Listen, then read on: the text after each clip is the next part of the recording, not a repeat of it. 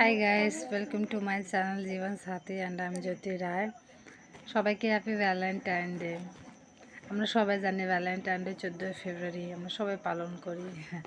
Actually Valentine day শুধু লাভারের জন্য নয়, মা বাবা ভাই বোন নিজের সন্তান যাকে তুমি অনেক বেশি ভালোবাসো তার জন্যে। অ্যাকচুয়ালি আজকাল ভ্যালেন্টাইন ডে একটা ফ্যাশন হয়ে গেছে, যাকে তাকে রোজ দিয়ে দিলে ভ্যালেন্টাইন ডে হয়ে যায়, তাই না? এই বছর একজনকে দিলে সামনের বছর আরেকজনকে দিলে অ্যাকচুয়ালি এটা করা উচিত না। যখন জন্ম নিয়েছো তোমাদের প্রত্যেকেই কোনো না কোনো জীবনসাথী কোনো না কোনো জায়গাতে আছে। তোমরা অপেক্ষা করো, আগে পড়াশোনা করো, নিজের পায়ে দাঁড়াও, মা বাবার স্বপ্ন পূরণ করো, তারপরে রিয়েল ভালোবাসা যে থাকবে সে তোমার কাছে নিজে এসে দাঁড়ায় যাবে। ভগবান প্রত্যেককে কাউকে না কারোর জন্য বানিয়েছে, শুধু একটু অপেক্ষা করো। এই যে ছিচোড়া ভালোবাসা যাকে বলে, আজকে একে কালকে আরেকজনকে তারপর আরেকজনকে, এরকম করো না। এটি হলো ভালোবাসার অপমান।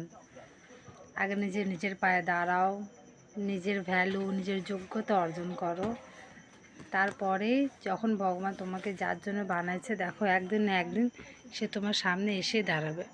নিজের পবিত্রতা নষ্ট করো না, নিজের ইনোসেন্ট, নিজের সুন্দর মন, চেহারা, আত্মা যেগুলো ঈশ্বর বানিয়েছে সেগুলোকে নষ্ট করো না।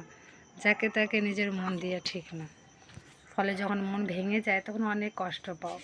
কি দরকার এত কষ্ট করার? একটু ধৈর্য ধরে থাকলেই দেখবে রিয়েল ভালোবাসা তোমার সামনে এসে দাঁড়িয়ে যাবে। শুধু একটু ধৈর্যর ব্যাপার আছে। 14-15 বছর তো যাই না, 12-13 বছরের মেয়েদেরকে স্কুল ড্রেস পরে এসব করতে দেখলে খুব খারাপ লাগে। কারণ সমাজে ভদ্রতা বলেও তো কিছু আছে, যা কিছু করা একটু তার সময় আছে, নির্দিষ্ট বয়স আছে, সব কিছু সব সময় সাজে না। আগে নিজের পায়ে দাঁড়াও, নিজের যোগ্যতা অর্জন করো, দেখবে নিজের জীবনসাথী তোমার সামনে এসে ঠিক দাঁড়ায় যাবে। তোমাকে চিনতে তাকে কষ্ট হবে না, তোমার মন নিজেই বলে দেবে যে হ্যাঁ এটি সেই ব্যক্তি যাকে ভগবান পাঠিয়েছে।